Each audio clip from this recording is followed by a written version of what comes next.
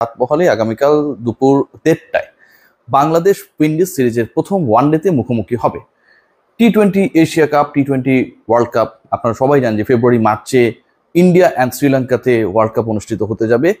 তার আগে এই মুহূর্তে বাংলাদেশের কনসেন্ট্রেশনে অনেক অনেক বেশি ওয়ানডে ফরম্যাটে বাংলাদেশ র্যাঙ্ক 10 এবং এই 10th অবস্থানে থাকা পুরো দলকে এতটাই প্রেসারে ফেলেছে যে 2027 ওয়ার্ল্ড কাপে বাংলাদেশ সরাসরি কোয়ালিফাই করতে পারবে কিনা র্যাঙ্ক 8 এর মধ্যে থেকে, সেটা একটা বড় প্রশ্ন তৈরি হয়েছে। এবং বাংলাদেশ ক্রিকেট বোর্ড তারা জানিয়েছে যে 2027 ওয়ার্ল্ড কাপে কোয়ালিফাই করার আগের যে কাট অফ ডেডলাইন সেটা হচ্ছে 31 মার্চ 2027 সালেরই 31 মার্চ পর্যন্ত। তার আগে বাংলাদেশ 24টা ওয়ানডে খেলবে, যার প্রথমটা আগামীকাল উইন্ডিজের এগেনস্টে মিরপুরের শেরেবাংলা ক্রিকেট স্টেডিয়াম। এবং সেই ম্যাচকে কেন্দ্র করে একগাদা পরিবর্তন বাংলাদেশ 11-এ আসছে। সেই পরিবর্তনের আলোচনা যেমন রয়েছে, একই সাথে উইকেট নিয়ে অনেক আলোচনা রয়েছে। এরকম wicket Darren Sammy Windies coach তিনি কখনোই নাকি দেখেন নাই। উইন্ডিজ কোচের এই যে কথা যে তিনি তার ক্রিকেটিং ক্যারিয়ারে এরকম কোনো উইকেট, এত কালো উইকেট কখনো দেখেন নাই, এই টাইপের উইকেট কখনো দেখেন নাই, এটা কিন্তু সবার জন্য একটা বিশাল প্রশ্ন তৈরি করেছে। কারণ এই উইকেটটা তৈরি করেছেন not Gamini De Silva, rather Tommy Hemming. So Hemming এর এই উইকেট কেমন অ্যাটিটিউড করে, বাংলাদেশ আলটিমেটলি উইকেটের ফায়দা, হোম কন্ডিশনে ফায়দা নিবে কি নেবে না, সেই ডিসকাশনটা এই মুহূর্তে খুব বেশি গুরুত্ব পাচ্ছে। এবং সেই ডিসকাশন যখনই গুরুত্বপূর্ণ হয়ে উঠবে তখন কিন্তু আপনার 11-এর ফরমেশনটা কেমন হবে ডিপেন্ডিং অন দ্য উইকেট, কালকের উইকেটটা কেমন হবে সেটার উপর ডিপেন্ড করেই তো আপনি আপনার 11কে ফর্ম করবেন। এটা খুব বেশি গুরুত্বপূর্ণ। বাংলাদেশ দলে একগাদা পরিবর্তনের কথা বলছিলাম এবং সেই পরিবর্তনটা একদম টপ থেকে শুরু হতে যাচ্ছে।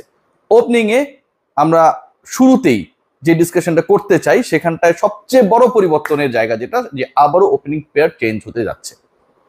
আমরা একটা সময় দেখেছি এই গত 2-3 মাসের মধ্যেই যে ইমন এবং Tanzid Hasan Tamim they were the opening partners.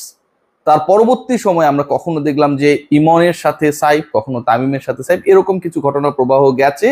এবং ফাইনালি সৌম্য সরকার, যিনি 2025 সালে মাত্র একটা ম্যাচ খেলার সুযোগ পেয়েছিলেন, সেটাতে তিনি 0 করেছিলেন চ্যাম্পিয়ন্স ট্রফির ওই ম্যাচে, তাকে ওপেনিং এ সাইফ হাসানের পার্টনার করার ব্যাপারে নীতিগত সিদ্ধান্ত হয়ে গেছে। সব ঠিক থাকলে আগামীকালের ম্যাচে Soumya Sarkar is going to be the part of the 11। কেন সৌম্য সরকারের প্রতি আস্থা রাখা হচ্ছে সেটার একটা বড় কারণ হচ্ছে এক্সপেরিয়েন্স, মিরপুরের উইকেট, 50 ওভারের ক্রিকেট, এই যে 3টা রিজন বললাম। এবং একই সাথে সৌম্য বলছিলামই যে 2025-এ মাত্র একটা ম্যাচ খেলেছে, তার আগের যে ম্যাচেস গুলো ছিল সেই 6 ম্যাচের পরিসংখ্যানও যদি বলি, এই মুহূর্তের তানজিদ হাসান তামিম অথবা পারভেজ হোসেন ইমনদের তুলনায় Soumya Sarkar could be a better option.